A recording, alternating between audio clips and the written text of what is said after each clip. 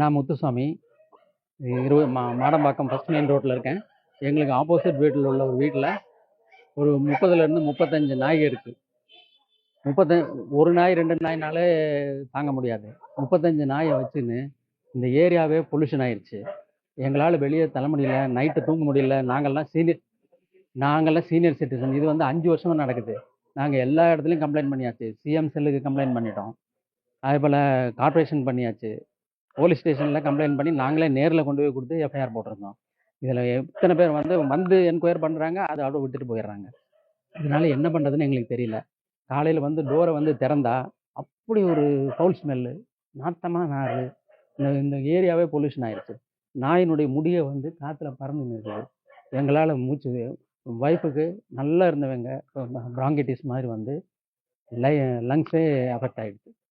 அந்த மாதிரி ஒரு இதில் என்ன பண்ணுறதுன்னே எங்களுக்கு புரியல. என்ன பண்ண சுலபமா நடமாட முடியுதா? முதல்ல வந்து இந்த ஏரியா வந்து ஒரு நல்ல கோலாகலமாக இருக்கும். சின்ன பசங்கள்லாம் சைக்கிளில் போகிறது வர்றது, வாக்கிங் ட்ராக்கு ஒரு 20-30 பேர் வாக்கிங் பண்ணுவாங்க காலையில். இப்போ வந்து யாருமே வரதில்லை. ஏன்னா நாய் பயம், வந்து கடிச்சிருமோ, ஓடி வந்துருமோ. யாராவது ஸ்கூட்டரில் போனால் 2 நாய் துரத்திட்டு போகுது. என்ன பண்ணுறதுன்னே எங்களுக்கு புரியல. நாங்களும் ஏதோ கஷ்டப்பட்டு இருந்துன்னு இருக்கிறோம். என்ன பண்ணுறதுன்னு தெரியல. அவர் வந்து த்ரெட்டன் பண்றாரு, நாயை வச்சு கேட்டாரு. நாயை வச்சு நாங்கள் வந்து கம்ப்ளைண்ட்லாம் பண்ணி பண்ணுனா அவங்க வந்து வெளியே வந்து ரொம்ப வல்கராக பேசுகிறாங்க. எங்களால் நாங்கள்லாம் ஒரு நல்ல எம்ப்ளாய்மெண்ட்டில் இருந்து ரிட்டையர்டு. எங்களுக்கெல்லாம் அந்த மாதிரி கேள்வி கேட்டு பண்ண முடிய பழக்கம் இல்லை.